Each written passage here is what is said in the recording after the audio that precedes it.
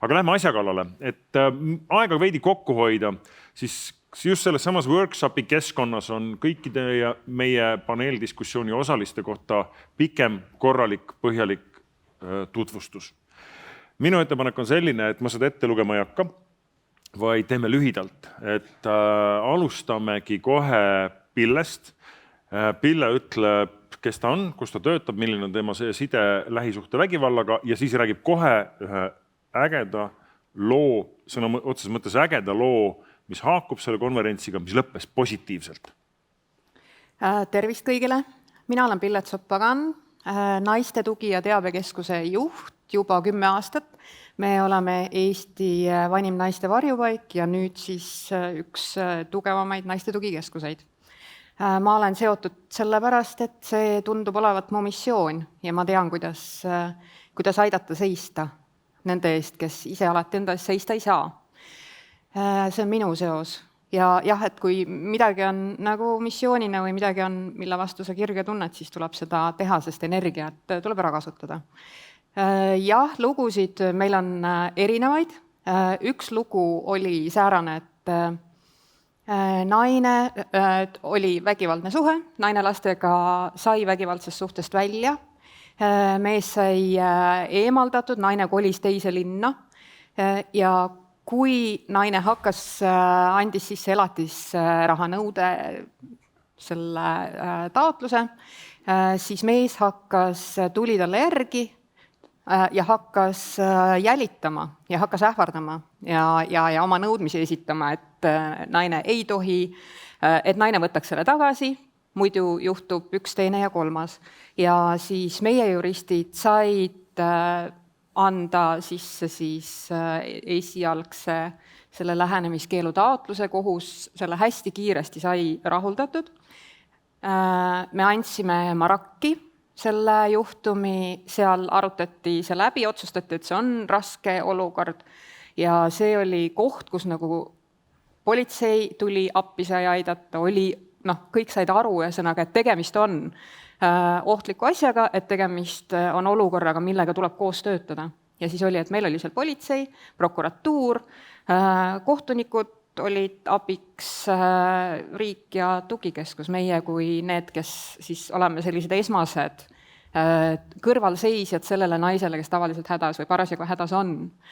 Et see oli hästi hea, sest kui ma mõtlen 10 aastat tagasi, siis niisugusel kujul enamasti ühte juhtumit nii kiiresti ei lahendatud. Ka koostöös võrgust? Koostöös ja et üks ühele on olnud nagu selliseid arutamisi ja et kuidas parandada, aga mitte koostöös, mitte nagu kogu selle grupi koostöös. Roman, kes sa oled, mis on sinu lugu? Tervist! Tere kõigile, kes on täna siin saalis ja tere kõigile, kes on praegu ekraanide taga. Minu nimi on Roman Krõlov, ma töötan Sotsiaalkindlustusametis ja olen nõustaja vägivallast loobumise tugiliinil. Terve minu professionaalse elu ma töötasin kannatanutega erinevates kontekstides, töötasin protsessiooni kaasatud isikutega, inimkaubanduse ohvritega, perevägivalla ohvritega ja alati tegelesin sellega, et olen abistanud kannatanutele. Vaid umbes 5-6 aastat tagasi ma hakkasin mõista, et selleks, et tõesti peatuda vägivalda, just see isik, kes paneb see vägivalda toime, peab muuta oma käitumist. Ja see on kõige väärtuslikum tulemus.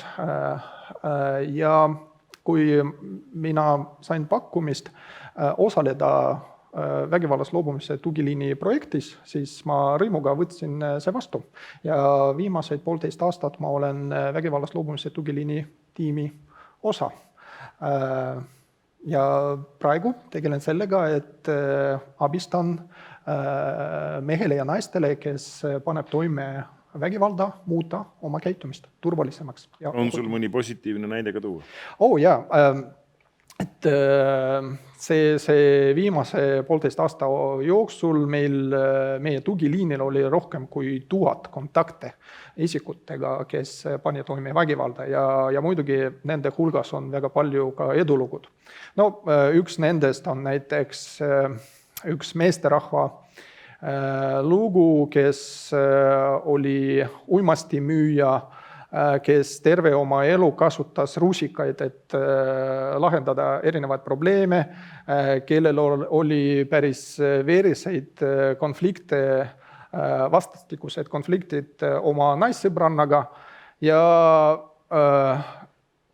pärast mitmekordset nõustamist see mees helistas mulle ühel õhtul ja ütles, et temal oli tüli koos tema naissõbrannaga, aga mees leidis jõudu enda sees, et mitte kasutada vägivalda, et lihtsalt lõpetada vestlus ja ära minema. Ja sellised lugud teevad minu süda väga, väga soojaks. Suur tänu. Kaspar Urmas. Tervist, mina olen Kaspar Oja, töötan Põhja-Ringkonna prokuratuuris prokurörina ja olengi tegelenud lähisuhtevägivalla juhtumitega juba aastast 2018. Ütlen juba, mul on siin kõrval inimesed, kes on umbes sama kui tegelen sellega, kui ma olen elus olnud. Aga jah, see on olnud sisuliselt terve minu prokuröri karjääri, minu valdkond, millega ma olen tegelenud ja kui sa küsid, et mis on mingi lugu, siis ma soovitan täna kõigil, kellel veel ei ole sellest teemast villanud, ma soovitan väga soojalt lugeda tänast Eesti Ekspressi. Seal on väga hea lugu, väga hea näide sellest, milline on mingis mõttes, ma ei taha öelda perfektne, aga hea kriminaalmenetlus, mis puudutab seksuaalkuritegu. Seal on kannatanu, kelle suhtes see tegu pani toime umbes 10 aastat tagasi, ehk siis peaaegu oli asi aegumas. Ja ma nüüd ma kiirelt räägin selle pointi ära, võib-olla kõik ei taha Ekspressi lugeda. Et selles mõttes, et ta igal võimalikul sammul sai täpselt sellist tuge riigilt, mida ideaalses maailmas kogu aeg saakski. Et ta kõigepealt sai siis terapeudilt ja psühholoogilt seda jõustamist, seda julgust, et üldse pöörduda politseisse. Kui politseisse pöördus, siis politsei ja prokuratuur hakkasid väga kiirelt tegelema selle asjaga, et see asi ära ei aeguks. See vana juhtum, kui see asi jõudis kohtusse, siis oli kannatanul eraldi esindaja, seda ka alati ei ole kohtuasjades, kes teda aitas, kes teda toetas selles juriidilises rägastikus. Kohtuistungid, kohus nägi vaeva selles mõttes sellega, et see kohtuistungid oleks ka võimalikult vähem koormavad selle kannatanu jaoks. Ehk siis seal pandi üles vaheseinad, et kannatanu ei peaks seda meest nägema ega vaatama ja tema ei näeks teda. Ja lõpuks see asi jõudis küll Riigikohtusse, et see vaidlus ei olnud lühike ega kerge, aga Riigikohus mõistis selle mehe täiesti süüdi vägistamises ja ütles väga selgelt oma kohtulahendis ka, et siin on see oli sõna vastu olukord, nagu lähisuhtevägivald kipub olema. Ja Riigikohus ütles, et ei, see, et on sõna vastu, see ei välista seda, et meil on võimalik öelda, et ei, see kannatanu räägib tõtt, et tema ütlused on ilmselgelt mõistusepärased usutavad ja et see mees valetab. Et seda ja see, et tegemist on vana juhtumiga, meil ei ole mingisugust videot, meil ei ole mingisuguseid vigastusi, see ei välista seda, et me saame need inimesed vastusele võtta. Väga soovitan seda artiklit lugeda, see on selline, ma ei tea, kas see vastab kriteeriumile äge lugu, aga see on selles mõttes nagu tunneli lõpus selline valgus natuke, et meil on siin viimastel kuudel aastatel neid teistpidi lugusid päris palju olnud. Joosep. Ja, mina Joosep Kaasik ja täna siis Põhjaprefekt, aga selle teemaga rohkem võib-olla kokku puutunud oma varasemastes tegemistes, et kogu see politsei juhendite koostamine, politseinike harimine selles osas, mis puudutab lähisuhtevägivalda, sellega tegelemist, sai alguses siin circa 15 aastat tagasi. Katiga siin koos erinevate projektide raames sai seda teemat ajama hakatud ja jube kihvt on näha, kus see tänaseks jõudnud on. Et seda ei oleks võib-olla siis ette kujutanud.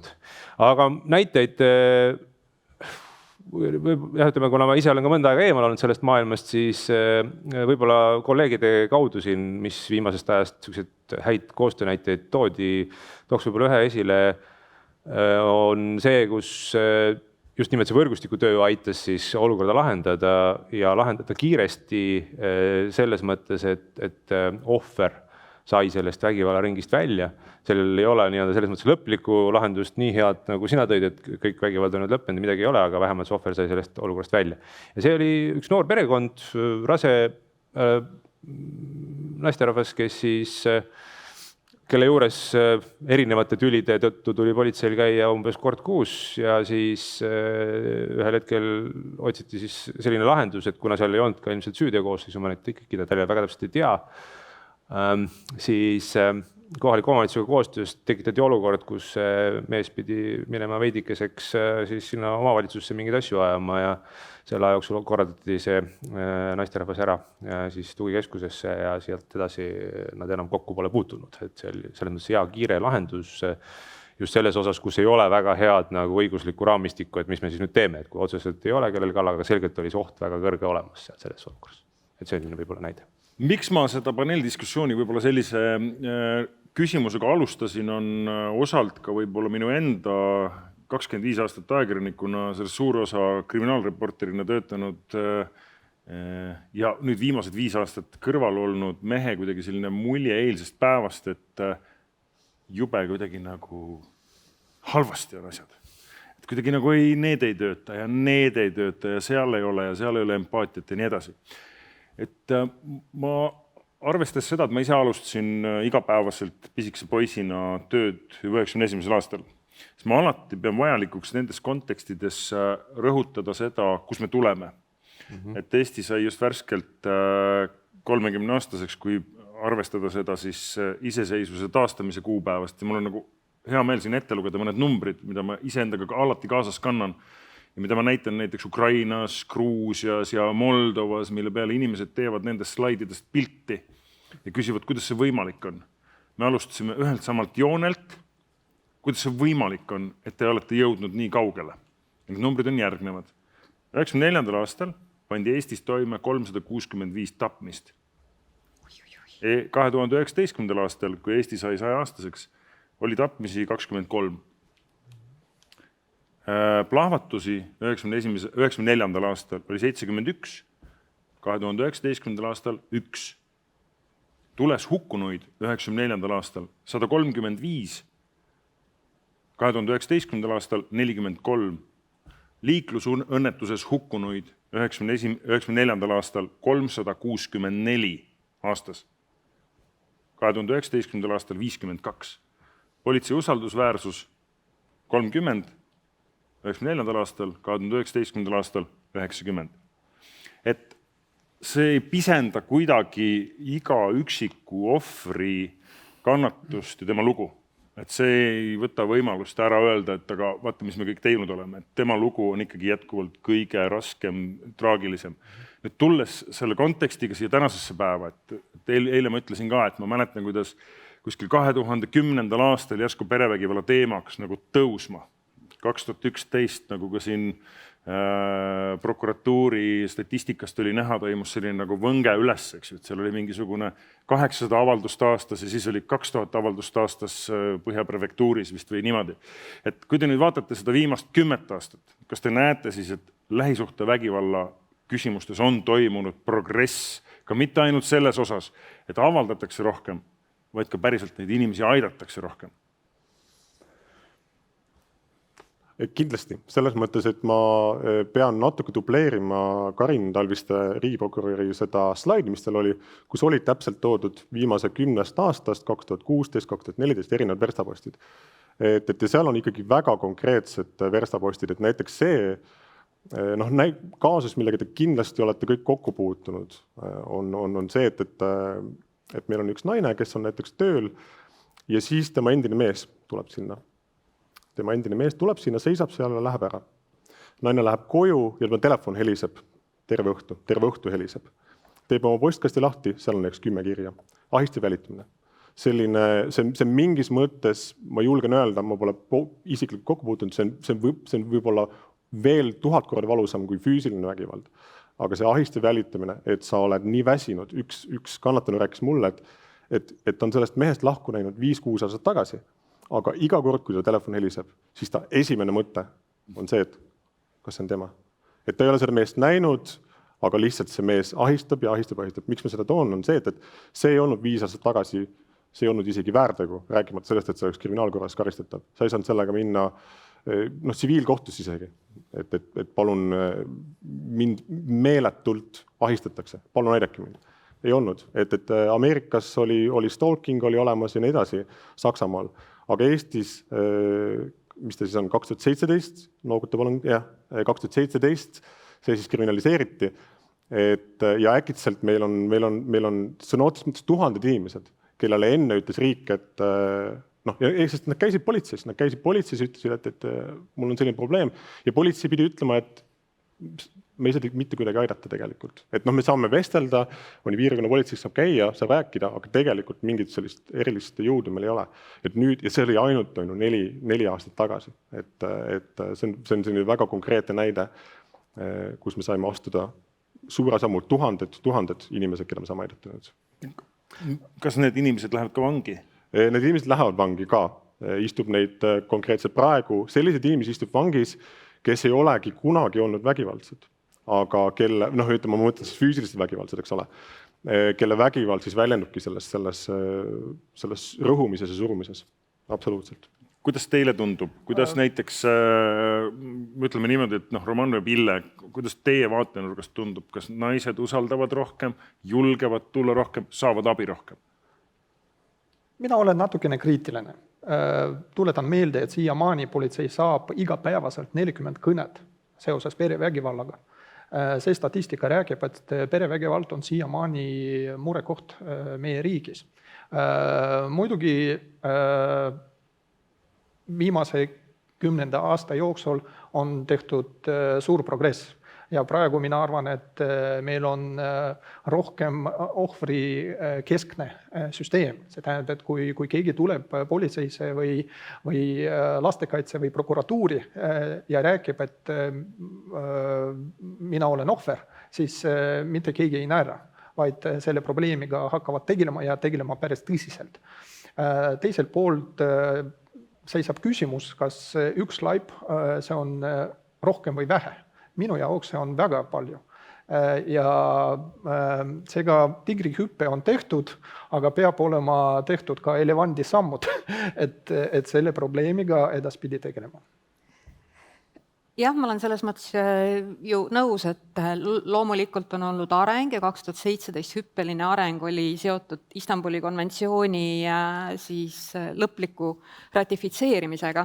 Et see aitas paljude seaduspunktide muudatusega kaasa ja õnneks on Eestis niimoodi, et ikkagi paragrahvidele järgneb tahe ja soov seda ka kasutada.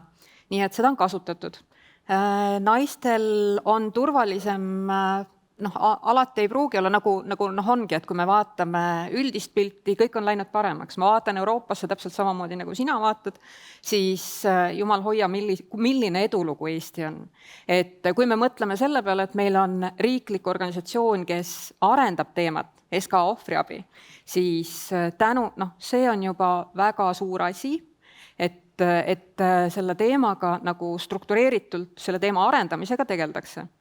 Kui me jällegi vaatame tugikeskuses ja kui me vaatame oma naisi ja me vaatame neid lugusid, siis nagu iga üksik naine, kelle muret ei lahendata ja kelle muret ei saagi alati ükskõik millisel moel, aga öeldakse, et sinu asja me ei saa lahendada, siis tema on üks osa statistikast ja mitte keegi ei taha olla üks osa sellest halvast statistikast. Tema on inimene, kes on riigi poolt hätta jäetud. Ja tema tahab samamoodi abi saada, nagu kõik need ülejäänud tegelikult saavad. Et suures pildis on palju parem, aga me peame saama aidata ka neid, kelle probleemid on väga kriitilised või need, kellel on vägivallatsejad. Et nagu sina ütlesid, et minul on samamoodi noori naisi, keda ma turvan juba 8 aastat ühte naist, 5 aastat teist naist, kes saab siiamaani 60 sõnumit päevas erinevate väga-väga koledate sõnumitega ja talle öeldakse selle peale lihtsalt, et midagi pole teha, saage hakkama, see mees on jobu. Joosep, sina oled olnud lähisuhte vägivalla temaatikaga politseis seotud juba tegelikult ajal, kui mulle tundus, et ka minu enda tutvuskonnas politseinike seas oli neid, kes arvasid, et naise koht ongi pliidi ja rusika vahel, eks ju. ehk et 2003. aastast. Ja 2004. said sa naiste ühenduse ümarlaua tunnustuse Valge lindi auhinna esimesena siis, mis näitab seda, et su ajalugu on pikem kui see 2010, mida mina siis viimase 10 aasta nagu näitena tõin. Kuidas sulle tundub? Progress on olnud suhtumises? Absoluutselt jaa, et selles mõttes kindlasti on olnud progress, et sel ajal, kui me alustasime, no ütleme, see on nüüd siis vähe pikem kui 10 aastat, see on siis peaaegu 20 aastat, et me tegelesime ikka sellise hügieeni küsimustega, et kas üldse peale politsei peaks keegi sellega tegelema ja ütleme siis teine seltskond, kes sellega tollal ajal tegeles, olidki siis mittetulundusühingud, ega rohkem väga ei olnudki. Ja politsei jaoks tundus see olevat see, kui me kõik mäletame ka erasüüdistuse asja veel, et oligi, et haridus on teie omavaheline küsimus, et klattige seda kuskil kohtus või kus iganes. Ja eks ta stereotüüpse mõtlemise vaates kindlasti oli ka politseinike hulgas arusaam, et see on üks jube tüütu väljakutse, kus peab käima kordades ja mitte midagi väga teha ei saa ja ega see olukord paremaks ei lähe ja viitsi sellega tegeleda ka eriti. Et naine ei tee koostööd on ju. Ja ütleme, naine ei tee koostööd ja tegelikult naine on üldse ise süüdi ka veel, et see oli ka veel. Ütleme, see suhtumine täna õnneks on nagu olulisel määral muutunud, aga see ei ole lihtsalt läinud, see on nõudnud palju vaevanägemist, palju igasuguseid juhendmaterjali. Mäletan, esimene sihuke põhjalikum juhendmaterjal saigi vist 2007 meil valmis, kui ma ei eksi, et koostöös siin erinevate osapooltega, ja ega sellest ka ju ei piisa, et sul juhend olemas on, kõik peavad selle järgi kuidagi käituma ka hakkama, et see on üsna pikk protsess olnud ja mina saan seda küll täna öelda, et kui ma räägin inimestega, siis vähemalt minu juures, võib-olla ma olen suur ülemus ka, keegi julge öelda, aga minu juures pole küll keegi avaldanud kahtlust, et kas see on ikka asi, millega politsei tegelema peaks, et ikka sellest on ikka aru saanud, pigem on täna nüüd see arenguruum, mida ma siin ka nüüd lugupeetud kolleegidega nagu tahaks ka mõtet jagada, et ärme jää sellesse kinni, et meil ainus vahend vägivallaprobleemi lahendamisel on kriminaalõiguslik vahend, et see mure natuke meil on täna, et üsna tihti ka see surve on, et me menetleme midagi, teeme midagi, aga elu näitab, et ka need samad vägivallatsed, isegi kui nad on oma karistuse saanud, nad tulevad uuesti pildile ja hakkab kogu see trall uuesti pihta. See ei ole nagu meie jaoks lahendus, sama teemaga täna igapäevaste väljakutsete lahendamisel, et ega see näide, mis ma tõin ka, et see, et me käime korra kuus kellelgi seal külas, ei ole meeldiv kellelegi, et me hea meelega tahaks seda kuidagi moodi kaugemale viia seda lahendust, aga tihti on see, et me jääme kinni nendesse kriminaalõiguslikesse küsimustesse või üldse süüdiomenetluse vaatesse ja edasi need tegevused võib-olla vajaks ka seal nagu kaasa tulemist. Minu hüpotees on täna see, seda saab lahendada ainult siis, kui kõik osapooled täiel mahul panustavad sellesse. Ainult siis on võimalik sellele mingi lõplik lahendus leida. Muidu ta jääb selliseks poolikuks asjaks. Tahad sa nimetada, kes siis ei panusta piisavalt? Me kõik saame, politsei saab ka rohkem panustada, kõik saavad rohkem panustada. Minu mõte täna see pigem, et me räägime, et kõik osapooled maksimaalselt ja täna tegelikult need head näited, mida siin on tehtud ka pilootprojektidena, see, et me üldse täna mingeid riske hindame, selle järgi otsustame, mida siis ühe või teise inimesega ette võtta ja kuidas sellega edasi minna selle juhtumiga. Ka see on juba minu arvates hea näide sellest, aga ma arvan täna, et ruumi on näiteks kohalikel omavalitsustel kõvasti areneda, sest kõik ei ole võrdse võimekusega selles küsimuses. Sotsiaalkindlustusamet on oma võimekust siin arendanud, ma usun ka teil on kindlasti ruumi veel. Ma arvan, et kogu see tugikeskuste võrgustik võiks veel parem olla, et me saaksime neid inimesi niimoodi kiiresti eemaldada sellest olukorrast ja toetada, et kõik saavad midagi teha, aga et jällegi see toimib ainult siis, kui kõik koos tegutsevad. Kui üks osa teeb, näiteks politsei teeb oma tükki ära, keegi teine ei tee, siis ei juhtu midagi. Kui teeb ära ainult tugikeskus, jälle mitte midagi ei lähe paremaks, et see on see murekoht. Väga hea, Joosep juba juhatas sisse oma vastusega küsimuse, mis tuli saalist. Kui oleks üks asi, mida saaksite kohe Eestis lähisuhte vägivalla vastases võitluses muuta, siis mis see oleks? Alustame, Roman, sinust.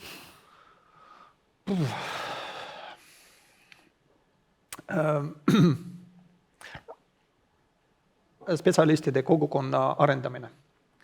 Meil on tohutult vaja rohkem spetsialiste, kes töötavad näiteks toimepanijatega. Meil on, need on olemas, aga me vajame veel rohkem. Ja meil on vaja areneda samuti see kogukonna kultuuri, et kuidas me käsitleme probleemi, et et on vaja muuta ka see kultuuri ühiskonnas, et inimesed, kes panevad toime vägivalda, et nemad ei hakka näiteks eitama, vaid pigem hakkavad otsima abi. Et isikuid ise hakkavad tajuma oma käitumise probleemina ja hakkavad otsima abi. See tähendab, et spetsialistide kogukonna kultuuri arendamine ja ühiskonna kultuuri arendamine ka. Kaspar? Ma sellele kirjutan kindlasti alla, sest et seda ma 100% näen seda probleemi, et mina töötan nüüd Tallinnas, ma näen, millised on Tallinnas vahendid inimestel olemas, aga kohe, kui me läheme Tallinnast 50 kilomeetrit, 100 kilomeetrit kaugemale, rääkimata sellest, et kas meil teenused on olemas eesti keeles, vene keeles, seal kohe tuleb see ressursside puudujääk tuleb kohe välja. Aga et mitte lihtsalt nüüd Romanile sellele kaasa rääkida, ise mitte midagi panustada, siis ma arvan, et meil, see on ka selline pehmo vastus, ma saan aru, aga tegelikult... Proovi. No proovin, ma annan oma parima.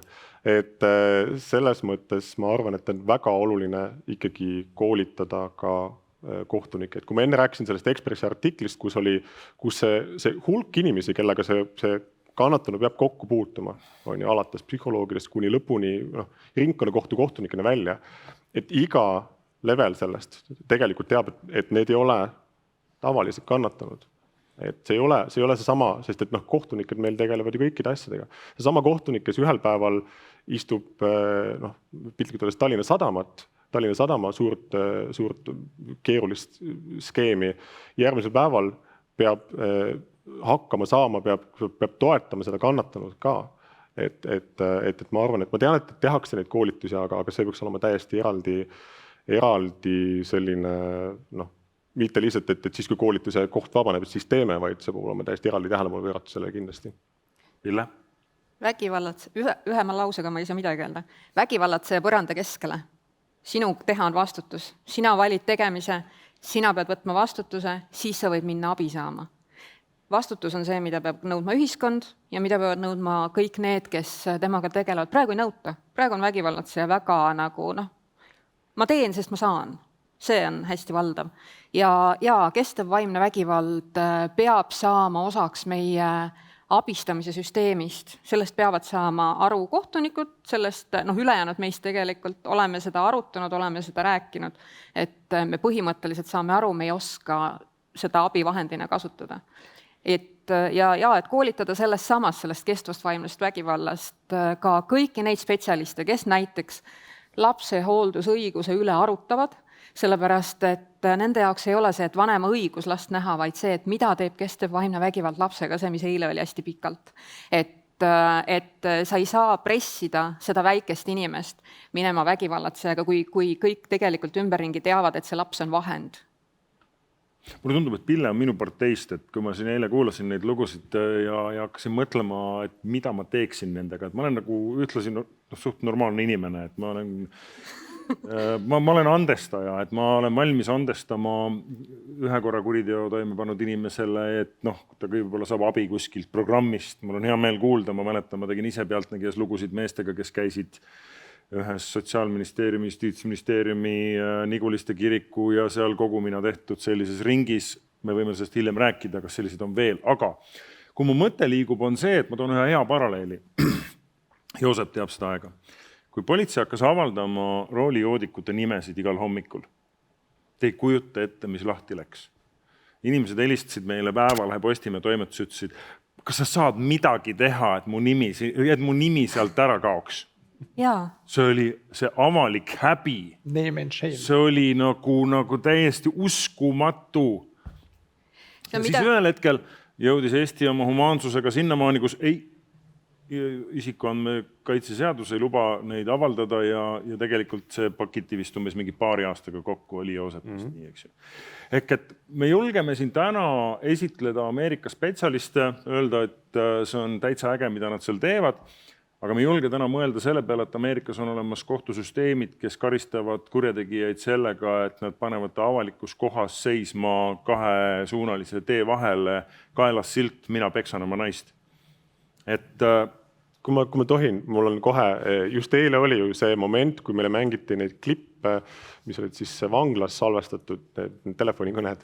Ja kohe tekkis eestlasel küsimus, ma ei pane kedagi tanki, mul endal tekkis sama küsimus, mis oli seal selles äpis, et oot, aga kuidas see isikuandmetega kooskõlas on, et siin selliseid kõnesid salvestatakse. Minul tekkis sama küsimus, et see on see, ma ei taha öelda, kuidas prioriteedid on, aga meil on see nii sees, et me võtame seda nii tõsiselt.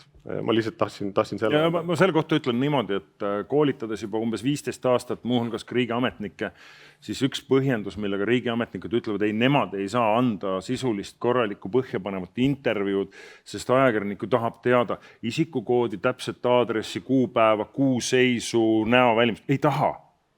Kaitsepolitsei peadirektor Arnold Sinisalu ei käi mitte kunagi ajakirjanikele rääkimas lugusid, isikukoodide, kuupäevade täpsuse.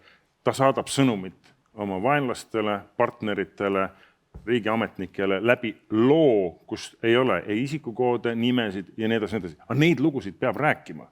Neid lugusid tuleb esile tõsta, mitte mõelda selle peale, et mis nüüd juhtub, kelle vastu peaks algatama sisejuurdluse, kes kogemata andis välja selle mingisuguse infokillu.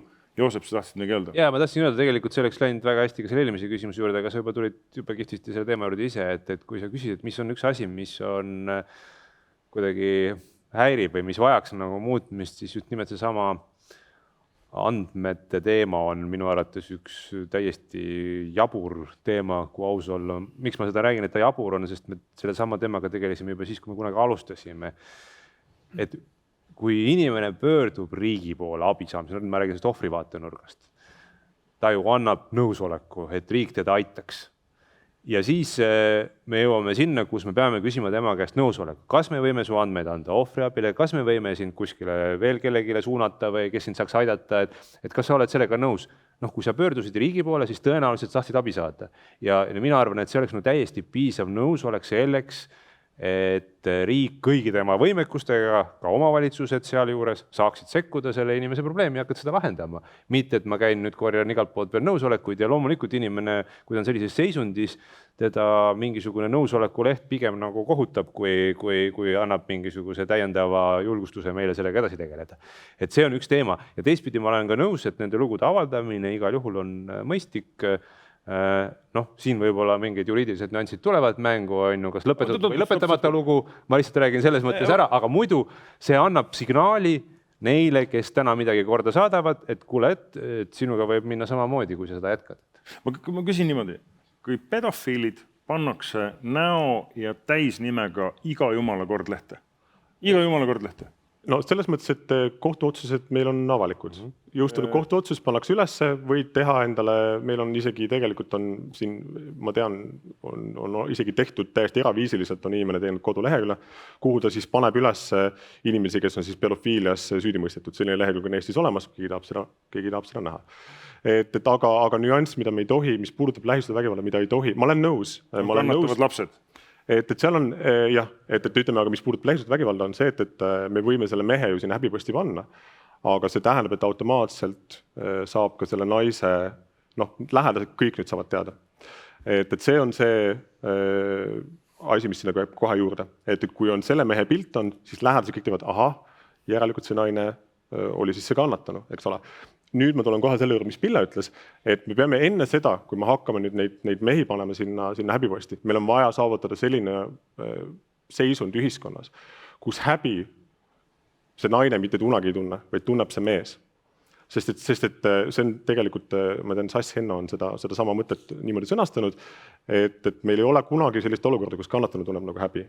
Et see, et tema mehest on pandud pilt üles, see ei tekita temas seda mitte mingit süü või häbitunnet.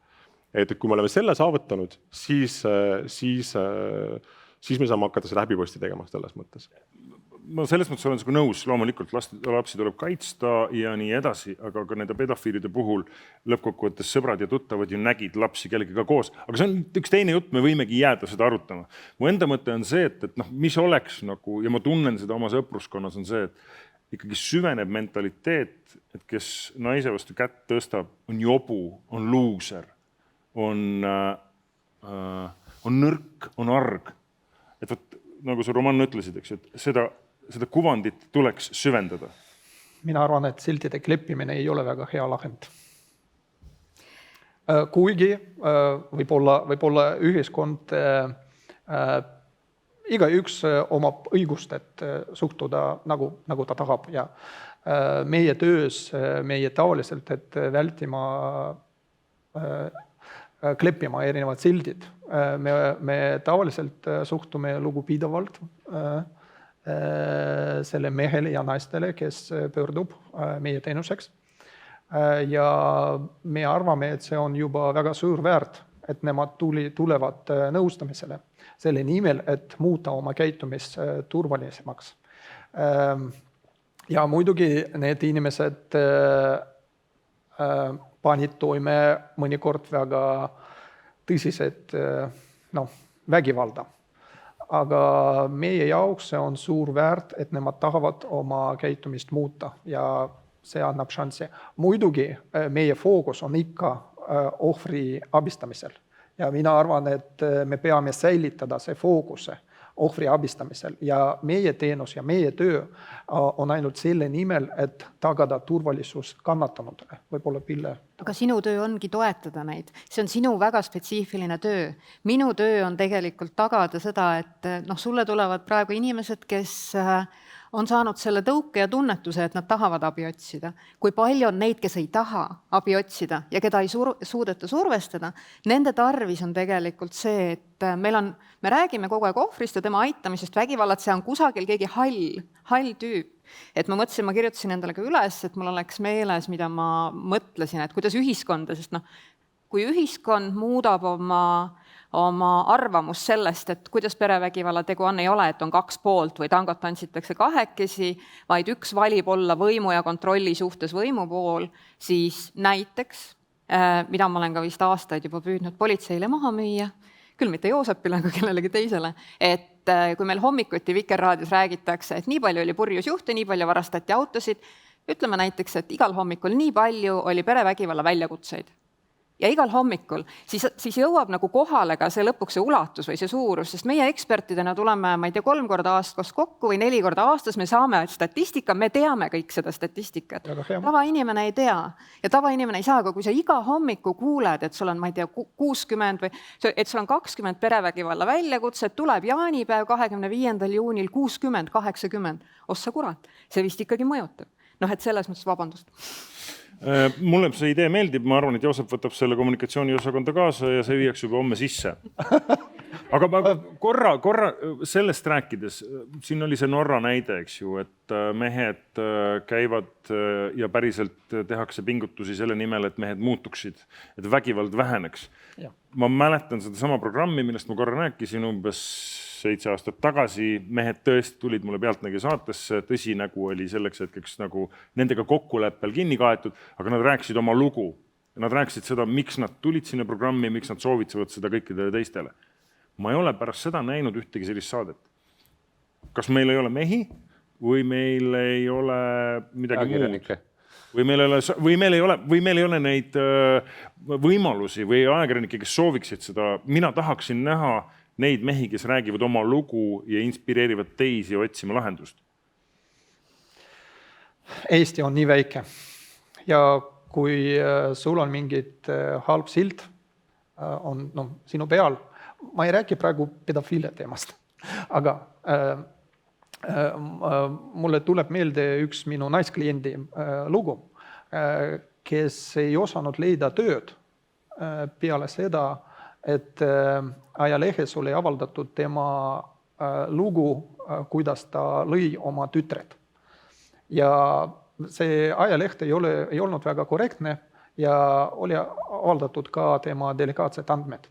Ja peale seda naine oli töölt lahti saadud ja ei osanud leida uut töökohti. Kas see on hea lahend? Ei arva.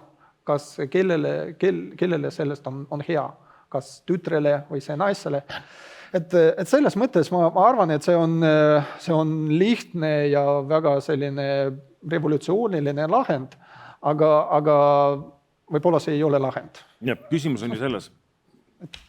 Ma julgen öelda, kiita siinkohal ajakirjanikke, et üldjoontes teevad nad väga tänuväärset tööd ka selles osas koostöös prokuratuuri ja politseiga ja erinevate teiste üksustega, kuidas säilitada nende kannatanute anonüümsust. Veel kord, nimedest, aadressidest tähtsam on lugu ise. Ehk et ka need mehed saaksid seda oma lugu rääkida.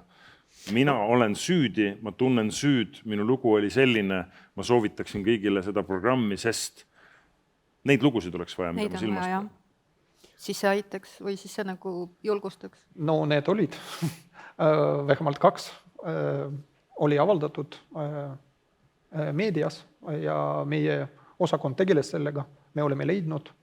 Kas mehi on, kes tahavad tulla üldse, kas keegi oskab vastata, kas täna Eestis on mingisugused sellised ümarlauad, AA sarnased? Ei, absoluutselt. Ei, meil on palju gruppe, meil on mitu gruppi erinevad MTÜ, kes see pole üldse probleem. Meil on pigem, ma julgen öelda, ma vaatan jälle abiotsi Karinile otsa, meil on pigem probleem selles, et need grupid saavad täis isegi vahepeal, eks ole. Et meil ei ole... See on ju teatud mõttes isegi nagu suurepärane uudis. Ei, absoluutselt, et see ei ole üldse probleem, et meil need müstilised grupid, kes 10 aastat tagasi olid, et need enam ei ole. On ja gruppe tuleb juurde. See ei ole üldse probleem, et ma jäängi selles mõttes, ma ei oska seda küll öelda, ma ei tea, miks ma räägin, ma ei oska seda küll öelda, et miks need grupid pole nüüd ajakirjandusesse jõudnud, et seda Nad võiks seal olla ju, oled nõus? Ei, ma olen 100% nõus, sest et ongi A-grupp, kõik inimesed Eestis teavad, mis asi siis on. Löömatu teekond, on keegi kuulnud sellist grupist kuskil väljaspool? Ei ole kuulnud, no just täpselt. Ja aga kas ei ole niimoodi, et ta on ikkagi, et ta on teatud arv kordi, et kui AA on see, et ma käin 12 aastat, kui mul see asi juhtub, siis ma käin 12 aastat, kui ma tunnen, et ma tahan jälle lüüa lähema tagasi, et see löömaton linja on ju ainult see 13 korda, kõik tehtud diplom käes. See on tõsi, et jah. Et seda selles mõttes ikkagi ei ole, et see oleks, ja seda me oleme tahtnud ka, me oleme hästi palju rääkinud, et oleks hästi tore, kui keegi algataks. Leo Nykvist Soomest rääkis sellest, et neil Soomes on. Ja see oleks väga hea ja ma arvan, et mehed saaksid või vägivallatsejad üldiselt, et nad saaks sellest abi tegelikult. Ma juhatan nüüd ühe küsimusega, mis on kõige rohkem ka populaarsust võitnud sisse ühe järgmise peatüki, mis puudutab ka lahenduste otsimist. Küsimus kõlab nii. Palun, et teist igaüks valiks kõigi võrgustiku liikmete hulgast välja selle ühe, kellega koostöö parandamine on teie ameti vaates, teie arvates kõige pakilisem ja põhjendaksite, et miks just selline valik? Võin öelda või? KOV-i lastekaitse osakonnad on need, kellega koostööd meil oleks kõige kriitilisem parandada. Ja ka selles osas, et ka KOV-i lastekaitset oleks vaja mujalt poolt toetada rohkem, sest nemad on 2 kivi vahel. Aga et see on naiste tugikeskuste vaates kõige kriitilisem punkt hetkel. Ma ei mõtle, et minna kohtusüsteemi, aga lihtsalt, et see kõige lähem, kõige kriitilisem. Roman, Kaspar? Kui lubate, mina toon ühe metafoori. Et mul on rekvisiit on kaasas ja see metafoor mulle tohutult meeldib. Ja see on vihmavari. Ja vihmavaris on riibid. Ja need riibid on erinevad ametid. Kohus, prokuratuur, politsei, meditsiinitöötaja, ohvriabi, kohalik omavalitsus, vägivallast loobumise tugiliin. Aga riibide vahel on riie ja see riie on meie koostöö. Ja ilma selle koostööta see vihmavari ei tööta. Proovige minna praegu tänavale, kui teil see riiet ei ole. Ja vaadake, mis teiega toimub. Seega mina Eile Airi Mittendorf vist ütles, et perevägivald on mitmekesine probleem ja seega meil peab olema mitmekesine lahend. Ja olen väga nõus Joosepiga, et meil peab olema tehtud kõike praegu, et lihtsustada ametivahelise koostöö. Me peame teada väga täpselt, mida me teeme, kuidas me teeme, miks me seda teeme. Ja meil peab olema ühine meel või ühine arusaam, mis on vägivald, kes on kannatanu, kes on toimepanija ja mida me sel juhul teeme. Kui rääkida,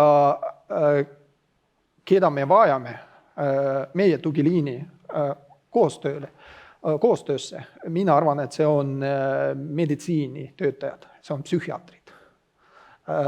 tohutult vajame ja loodame, et nad tulevad vastu. No nii, Roman vastas, Pille. Ma juba vastasin. Juba vastasid, vabandust. Jaa, ma olen lihtsalt Romaniga nõus ja sellel oli vahetult enne Scott rääkis, see on Coordinated Community Response. Ma korra küsin siis, kas seda täna ei ole või?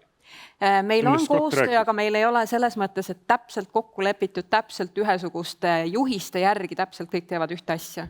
Me muidugi teeme koostööd. Ja see on selline kirja teel õhtul kella 5-ni? Ei ole. Mina tean, et meie naised saavad helistada prokuratuuri inimestele, küsida kell 11 öösel, et kuule, mul on väga kriitiline olukord. Et ses mõttes see on olemas ja teiste ametitega ka ikkagi, aga et see on nagu isikutel põhinev, tahtel põhinev. Kui Joosep kaob ära, siis mul on nagu metsas asi jälle.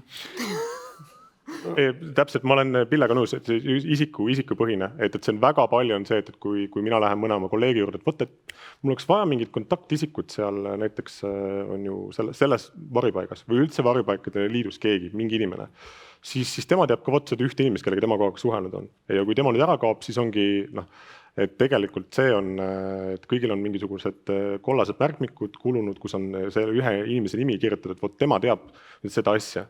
Et kui see ära kaob, siis on justkui nagu nullist. Et see on, sellega ma olen küll nõus. Tahad sa, Joosep, midagi lisada? Ja võib-olla lisaks küll, et kõikide eelkõnetega nõus, aga et mina võib-olla rõhutaks, kui see üks väis tuleb välja tuua, on võib-olla selline kompleks probleem ongi tegelikult, mida ma ka siin natuke varem puutusin, et on sama kohalike omavalitsuste ja teenuste kättesaadavus, siis et tegelikult kui meil on olemas ohvriabi, kui meil on olemas tugikeskus ja kõik nii edasi, aga kui meil ei ole võimalik sealt mingisugust teenust vahendada, mida lihtsalt ei eksisteeri, kuna ei ole psühhiaatrit või psühholoogia või mida iganes on puudu, siis sellest on vähe abi. Et see võib-olla on täna, mis näiteks puudu on selles asjas, et tegelikult kui me tahame lahendada, siis on vaja neid teenuseid ja kõikidel omavalitsustel täna paraku ka see võimekus ei ole ühesugune, et mis on võimalik Tallinnas, ei ole võimalik kuskil mujal ja see on nagu see, mida mina täna tunnetan, et see on väga erineva taseme. Koostöö isikute pidanud on väga, väga hea, see on super igal pool praktiliselt, kui ma kuulen nii omavalitsuste kui kõik teiste lõikes, aga lihtsalt sest on vähe abi, kui seal kohaliku omavalitsuse partner ei ole sulle mitte midagi pakkuda, et tal ei ole lihtsalt midagi vahet. Koostööst rääkides, ma mõtlen nii, et ameeriklase Scott Milleri asemel, kelle ettekanne oli kindlasti väga vajalik, oleks te võinud siia kutsuda Viljandi haigla juhi Priit Tampere. Olete kuulnud sellisest asjast nagu PAIK-projekt? No vot, kuidas on selline asi võimalik? Mis asi on PAIK-projekt, mida juhib tegelikult Sotsiaalministeerium koostöös Viljandi haiglaga? See on 3 aastat tagasi piloodina Eestis käima tõmmatud projekt, mille nimi on just nimelt seesama võrgustiku vihmavarju loomine. Miks? Minu isa, 63-aastane mees näiteks, suri ära sellepärast, et ta oli tavaline Eesti mees. Ei viitsinud naisele öelda, et tal on süda haige, valetas talle, et ta käis erinevatel uuringutel, teatas, et tal on arst oli talle välja kirjutanud ravimi, apteeki ei läinud, apteekril puudus võimalus helistada naisele, öelda, et ta ei ole ravimeid välja võtnud, ka talle endale tähelepanu juhtida, võimalus puudus ka helistada perearstile, perearst oli ülekoormatud.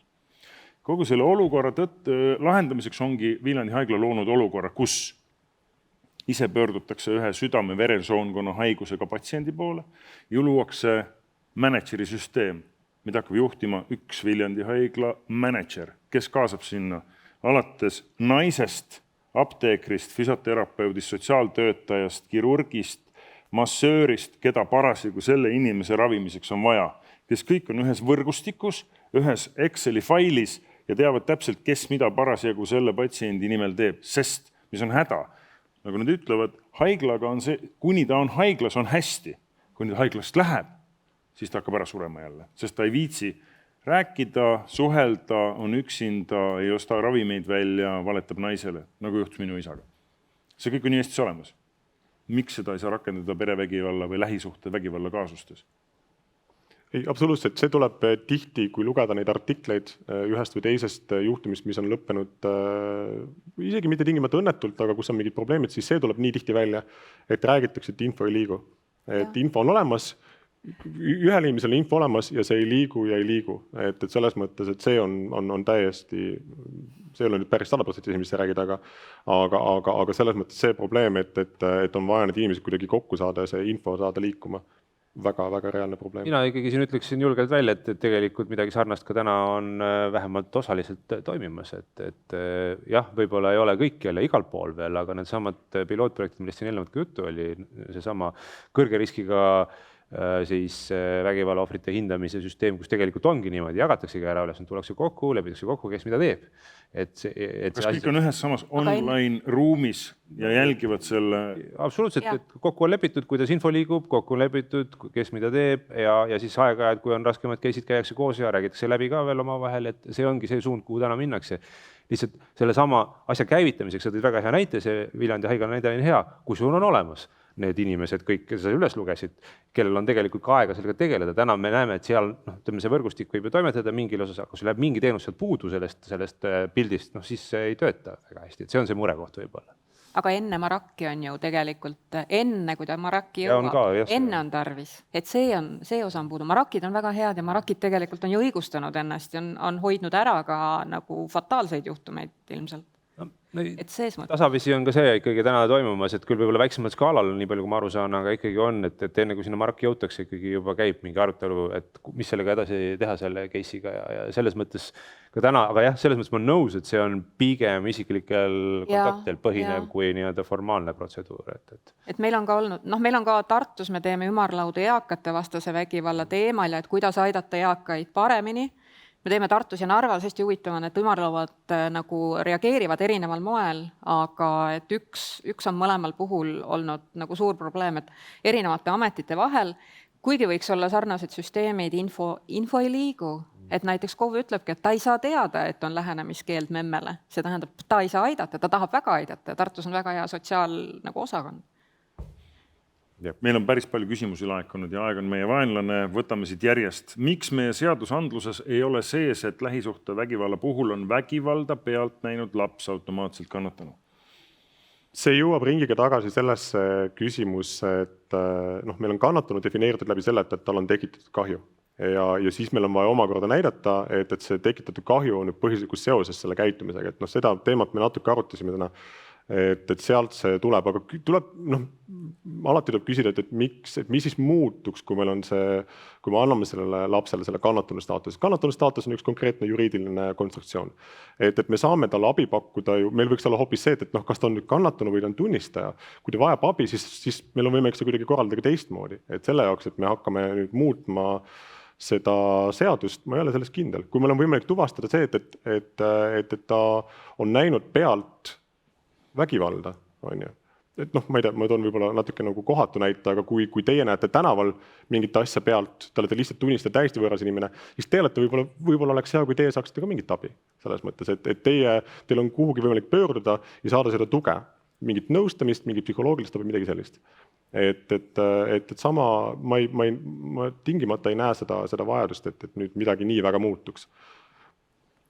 Väga hea, vahepeal tuli ka üks teade. Mul on hea meel, et seda keskkonda kasutataksegi info liigutamiseks. Infoks, et tulemas on 8. oktoobril MTÜ Vaiteri poolt korraldatav veebikonverents, kus isad, kes on läbinud Hoolivad isad programmi, räägivad oma lugusid. Praegu on lõpetanud programmi 55 isa ning neil on üle 100 lapse, kelle heaolu ja turvalisusel võrgustik on oma fookust hoidnud. Konverentsi kohta teastame info peatselt. Väga hea. Veel vaatame, mis siin on. Miks meil ei ole seksuaalväärtegude toimipanijate registrit, mille järgi neid piirata ja teisi kaitsta? Jaa. Jaa. Küsimusega nõus. Ma olen jälle see, kes peab. Ei, see arutelu on tegelikult sama, et kui riigi teataja on avalik, seal on olemas need inimesed, kas meil on, Okei, ma ütlen siis niimoodi, ma olen nõus selle murega, et mul on endal, ma olen pidanud rääkima ühe kannatanuga, kes tundis seda toimepanijat just suhteliselt lühikest aega ja pidin talle rääkima, et kellega tegemist on. Kas te teate, et see inimene on istunud vangis sellise asja eest? Või jällegi see sama tänane Ekspressi artikkel, ma luban, et ma ei ole sponsoreeritud, Ekspress Meedia poolt, et sealt tuleb näiteks see välja, et selle vägistaja tööandja sai sellest juhtumist teada läbi selle ajakirjaniku. Et tema üks töötaja on vägistamise toime pannud ja töötab treenerina edasi. ja siis lasti ta muidugi lahti. Et selles mõttes ma selle murekohaga saan aru, ma ei ole lihtsalt, ma ei tea, mis siis juhtub, kui meil on see nii-öelda häbipost olemas, et kas siis inimesed hakkavad kuugeldama oma kaaslasi või mis siis juhtub, et see on mul nagu see küsimus. Et see, et info ei liigu, sellega ma olen nõus, et see on nagu probleem. Ja kuna aega on täpselt jäänud 4 minutit ja 13 sekundit, siis teemegi veel sellise viimase, võtame sealt poolt Romanist alustades kokku. See on üks väga hea küsimus, sellise lõpuküsimus. Millisena te näete Eestis lähisuhte vägivalla olukorda näiteks 10 aasta pärast? Mis peaks olema muutunud? Milliste muudatuste nimel te soovite oma tööd järgmised aastad teha? Ja ma lisaks juurde, millega te alustate pärast selle konverentsi lõppu juba homme? Siin on mitu küsimust, Lühidalt on see, et mida sa võttes kaasa midagi siit samalt konverentsilt? Hakkad tegema homsest teistpidi ja su soov on, et tänu sellele jõutaks 10 aasta pärast lähisuhte vägivalla temaatikaga võt nii kaugele? Mina arvan, et meie paneelis me praegu jõudsime kokkuleppini, et homme tuleb välja see perevägivalla statistika. Hommikul Vikerraadios kell 8. Jah, teine, et me hakkame arendama spetsialistide kogukonna, hakkame rohkem koolitama, rohkem teadmisi jagada ja kolmas on, et me teeme kõik, et lihtsustada ametivahelist koostööd, kui me tegeleme perevägivalla juhtumitega. Arvan, et kui me viime ellu kõik need punktid, siis see on juba super tore ja super hea. Minu unistus on see, mida ma juba 6 aastat olen püüdnud teha ja mille pärast Scott ka siin oli, et ükskõik millisel moel või kelle poolt me üle võtame selle, et see koordineeritud reageerimine kogukonna poolt oleks meil juurutatud kõigis külades, valdades ja linnades ja et ohvriga tegeleb üks inimene, kes on ta tugiisik, ta ei pea jooksma erinevates punktides, rääkima oma lugu erineval moel mitmeid kordi. Ja siis ma arvan, et rohkem polegi mul vaja öelda, et jätkan selle nimel väga kõvasti tööd. Võtsid sa siit konverentsilt ka miskit kaasa, mida sa ütled, võt, see on päris hea äge, siis seda ma hakkan kohe homme tegema. Ma võtsin sõnumeid kaasa, palju. Et selles mõttes, kuna minu töö on nii nagu üsna paljus kommunikeerida, siis neid ma kirjutasin päris palju üles.